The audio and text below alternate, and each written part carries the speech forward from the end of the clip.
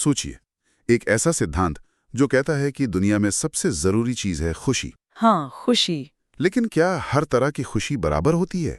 मतलब क्या एक पेट भर सूअर की खुशी और एक बेचैन सवालों से जूझते सुकरात की खुशी में कोई फर्क है? ये एक बहुत बड़ा सवाल है। 19वीं सदी के एक विचारक ने इन्हीं सवालों से जूझते हुए स्वतंत्रता, समानता और खुशी पे कुछ ऐसे विचार दिए जो आज भी हैरान कर देते हैं। इनका नाम था जॉन स्टुअर्ट मिल। जी। तो आज हम जॉन स्टुअर्ट मिल की दुनिया की गहरी पड़ताल करेंगे।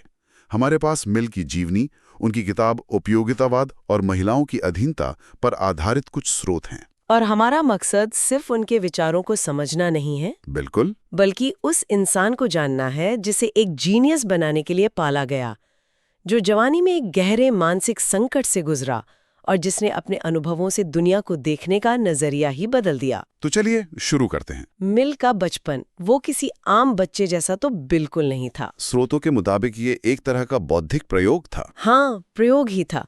उनके पिता जेम्स मिल और दार्शनिक जेरेमी बेंथम ने मिलकर उन्हें एक मिशन के लिए तैयार किया था। और मिशन क्या था? मिशन था उपयोगितावाद के विचार को आगे बढ़ाने वाला एक ऐसा इंटेलेक्चुअल वॉरियर तैयार करना जो किसी भी बहस में हार न माने। और इसकी ट्रेनिंग बहुत ही सख्त थी। कितनी सख्त? सोचिए, 3 साल की उम्र में ग्रीक सीखना, 8 साल तक प्लेटो और हेरोडोटस पढ़ लेना, 12 साल की उम्र में अरस्तु का पूरा तर्कशास्त्र खत्म। 12 साल की उम्र में? जी।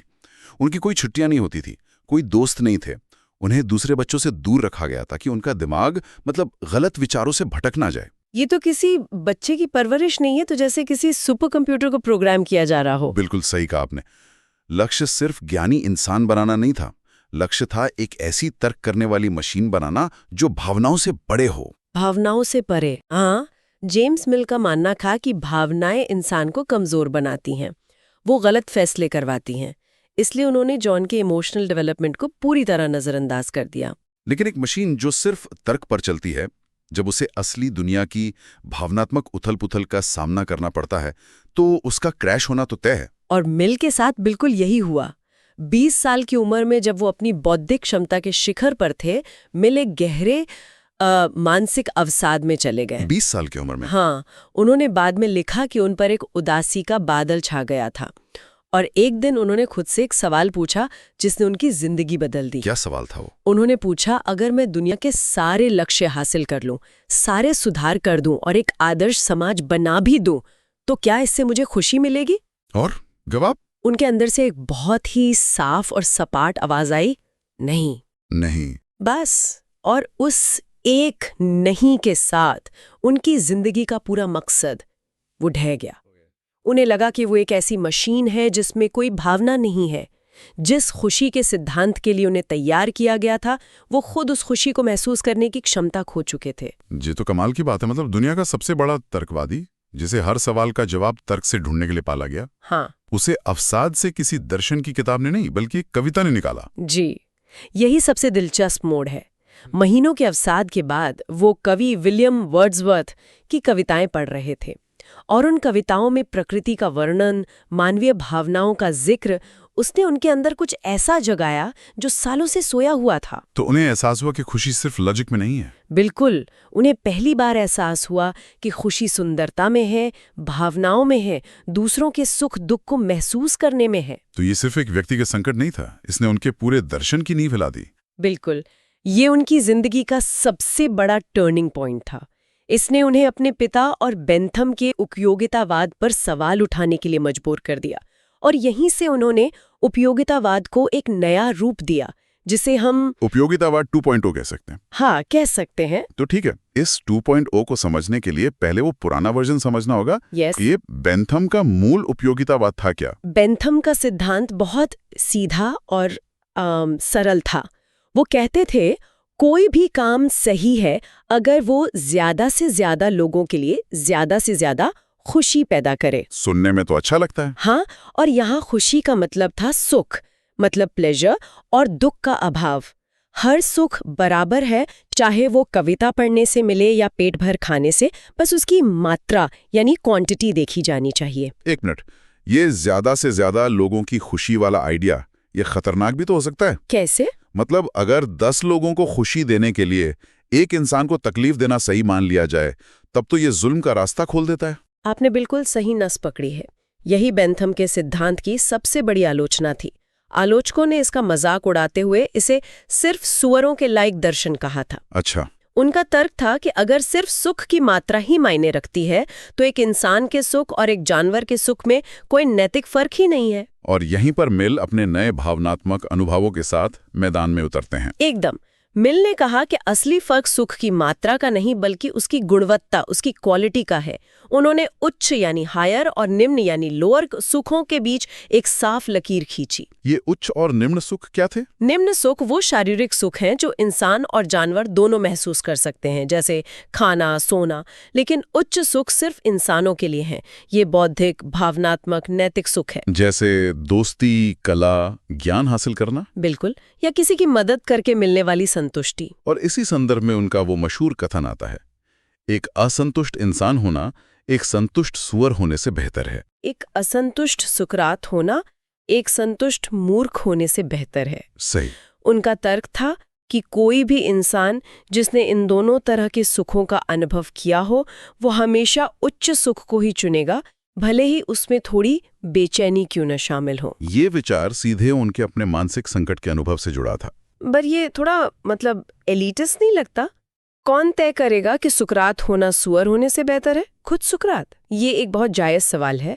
मिल का जवाब था कि इसका फैसला वो सक्षम निर्णायक या कॉम्पिटेंट जज कर सकता है जिसने दोनों तरह के सुखों का अनुभव किया हो। अच्छा। उनका मानना था कि कोई भी व्यक्ति जो बौद्धिक और भावनात्मक जीवन की गहराइयों को समझता है वो कभी भी वापस एक अज्ञानी लेकिन संतुष्ट जीवन में नहीं जाना चाहेगा।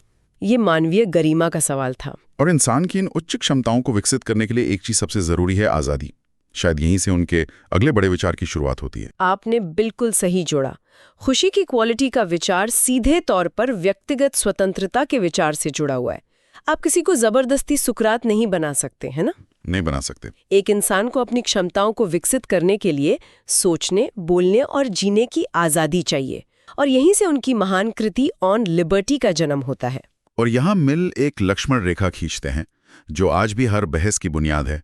वो कहते हैं कि समाज या सरकार के पास किसी व्यक्ति को रोकने का सिर्फ एक ही कारण हो सकता है, और वो है अगर आपके किसी काम से किसी दूसरे को सीधा नुकसान पहुंच रहा हो।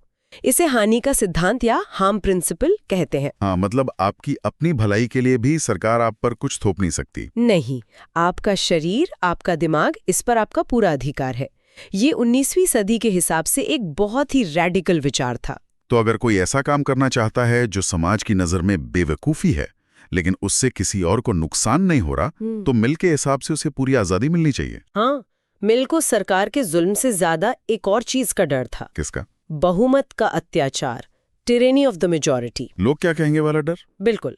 उनका मानना था कि ये सामाजिक दबाव किसी भी कानून से ज्यादा खतरनाक हो सकता है, क्योंकि ये सिर्फ आपके कामों को नहीं रोकता, ये सीधे आत्मा को गुलाम बना लेता है। बहुमत का अत्याचार, ये तो आज के सोशल मीडिया के दौर की बात लगती है, जिसे कैंसिल कल्चर या ऑनलाइन मॉब कहते हैं। बिल्कुल।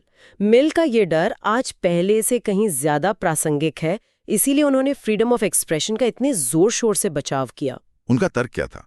गलत विचारों को फैलने देने से समाज का फायदा कैसे हो सकता है? उन्होंने 3 कारण दिए।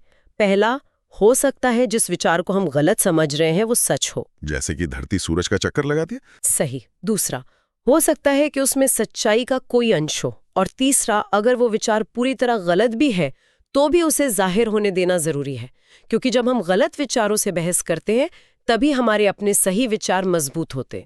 लेकिन इसकी भी कोई सीमा तो होगी। हाँ, और यहाँ उनका हानि का सिद्धांत फिर से लागू होता है। उन्होंने एक बहुत अच्छा उदाहरण दिया। क्या? अगर कोई अखबार में लिखे कि अनाज के व्यापारी गरीबों को भूखा मारते हैं तो ये उसकी आज़ादी है, लेकिन अगर वही व्यक्ति यही बात एक अनाज व्यापारी के घर के बाहर जमा गुस्साई भीड़ से चिल्ला कर कहे तो ये उकसाना हुआ। हाँ, ये सीधे तौर पे नुकसान पहुंचाने के लिए उकसाना है और इस पर सजा मिलनी चाहिए। ये स्वतंत्रता का एक बहुत मजबूत सिद्धांत है, लेकिन क्या मिलने से सब पर बराबर लागू किया? वो खुद ब्रिटिश ईस्ट इंडिया कंपनी के लिए काम करते थे। ये मिल के जीवन का सबसे बड़ा विरोधाभास है और इसे समझना जरूरी है। मिल ने उपनिवेशों के लिए, खासकर भारत के लिए, उदार तानाशाही का समर्थन किया, मतलब बेनेवोलेंट डिस्पोटिज्म। जी। उनका तर्क था कि स्वतंत्रता का सिद्धांत सिर्फ सभ्य समाजों पर लागू होता है। जो समाज उनकी नज़र में पिछड़े थे उन्हें प्रगति के रास्ते पर लाने के लिए तानाशाही जरूरी थी। ये तो एक बहुत बड़ा ब्लाइंड स्पॉट है। स्वतंत्रता मेरे लिए है, तुम्हारे लिए नहीं। ये निश्चित रूप से उनके विचारों को जटिल बनाता है और दिखाता है कि वो अपने समय की उपज थे। लेकिन यह भी सच है कि उनके विचार हमेशा विकसित होते रहे। मतलब? जैसे अपने जीवन के आखिरी पड़ाव में उनका झुकाव पूंजीवाद से हटकर एक तरह के बाजार समाजवाद की तरफ हो गया था। वो मजदूरों द्वारा चलाई जाने वाली कोऑपरेटिव्स का समर्थन करने लगे थे। चलिए अब उनके सबसे क्रांतिकारी विचार की बात करते हैं, जहां उन्होंने अपने स्वतंत्रता और समानता के सिद्धांतों को बिना किसी विरोधाभास के लागू किया। महिलाओं के अधिकारों पर? हाँ। उनकी किताब द सब्जेक्शन ऑफ विमेन अपने समय से सदियों आगे थी और इसका श्रेय सिर्फ उन्हें नहीं देना चाहिए, उनकी पत्नी हैरियट टेलर मिल को भी। बिल्कुल। मिल ने खुद साफ साफ कहा था कि इस किताब की सहलेखिका उनकी पत्नी थी। मिल ने उस समय के समाज में स्त्री और पुरुष के रिश्ते के बारे में क्या कहा? उन्होंने बिना लाग लपेट के कहा कि स्त्री और पुरुष के बीच का मौजूदा संबंध, जिसमें एक लिंग को दूसरे के अधीन रखा गया है, वो अपने आप में गलत है और इंसानी तरक्की की सबसे बड़ी रुकावट है। इसकी जगह क्या होना चाहिए? पूर्ण समानता, बिना किसी शर्त के। उन्होंने उस समय की विवाह व्यवस्था की तुलना सीधे सीधे गुलामी से की थी। हाँ, उनका एक बहुत ही तीखा कथन है, हमारे कानून में विवाह ही एकमात्र वास्तविक बंधन है, अब कोई कानूनी गुलाम नहीं बचा है सिवाय हर घर की मालकिन के। ये बहुत तीखी बात है। बिल्कुल। और ये सिर्फ एक अलंकारिक तुलना नहीं थी। 19वीं सदी के ब्रिटेन में शादी के बाद एक महिला की कानूनी पहचान खत्म हो जाती थी। उसकी संपत्ति, उसके बच्चे, सब पर पति का अधिकार होता था। लेकिन उस समय लोग जरूर ये तर्क देते होंगे कि ये व्यवस्था तो प्राकृतिक है। हाँ, और मिल ने इसी प्रकृति के तर्क को पूरी तरह से खारिज कर दिया। उन्होंने कहा कि जिसे हम प्रकृति कह रहे हैं वो असल में सिर्फ सबसे ताकतवर का कानून है, लॉ ऑफ द स्ट्रॉन्गेस्ट। जी। इतिहास में पुरुषों ने महिलाओं पर अपनी सत्ता कायम की और फिर उसे कानून और परंपरा का चोला पहनाकर प्राकृतिक घोषित कर दिया। और मिल ने एक और गहरी मनोवैज्ञानिक बात भी कही थी। हाँ, उन्होंने विश्लेषण किया कि पुरुष सिर्फ महिलाओं की आज्ञाकारिता नहीं चाहते, बल्कि उनकी भावनाएं भी चाहते हैं। वे एक इच्छुक गुलाम, एक विलिंग स्लेव चाहते हैं। अच्छा। इसीलिए शिक्षा और समाज की पूरी ताकत महिलाओं के दिमाग को इस तरह से ढालने में लगा दी जाती है कि वो समर्पण को ही अपना सबसे बड़ा गुण मानने लगे। तो उनके लिए महिलाओं को शिक्षा और वोट के अधिकार से वंचित रखना न सिर्फ महिलाओं के साथ अन्याय था, बल्कि ये पूरे समाज के लिए एक भारी नुकसान था। आप समाज की आधी आबादी की प्रतिभा को ताले में बंद कर रहे हैं। इसका सवाल नहीं था, ये प्रगति का सवाल था। तो जॉन स्टुअर्ट मिल के विचारों की इस गहरी पड़ताल से हम क्या सीख सकते हैं? उन्होंने हमें खुशी, स्वतंत्रता और समानता के बारे में सोचने के नए तरीके दिए। हाँ, उन्होंने सिखाया कि सच्ची खुशी सिर्फ सुखों को गिनने में नहीं, उनकी क्वालिटी को पहचानने में है। उन्होंने हमें व्यक्तिगत स्वतंत्रता का एक मजबूत आधार दिया, हार्म प्रिंसिपल, और उन्होंने दिखाया कि कैसे सामाजिक समानता, खासकर लैंगिक समानता, समाज की प्रगति के लिए एक अनिवार्य शर्त है। उन्होंने एक प्रतिभाशाली लेकिन भावशून्य तर्कशास्त्री से एक गहरे मानवतावादी विचारक तक का सफर तय किया। और उनके विचार आज भी उतने ही प्रासंगिक हैं। मिल का मानना था कि समाज के प्रगति के लिए विलक्षणता यानी एक्सेंट्रिसिटी और गैर अनुरूपता यानी नॉन कन्फॉर्मिटी को बचाना जरूरी है। उनका मानना था कि जीनियस सिर्फ स्वतंत्रता के माहौल में ही सांस ले सकते हैं। तो आज सोशल मीडिया के एल्गोरिदम और एक जैसा सोचने के दबाव के युग में ये सोचने लायक सवाल है, हम किन विचारों या जीवन शैलियों की विलक्षणताओं को चुप कराने का खतरा उठा रहे हैं, और ऐसा करके हम किन संभावित सच्चाइयों या तरक्की की संभावनाओं को हमेशा के लिए खो रहे हैं।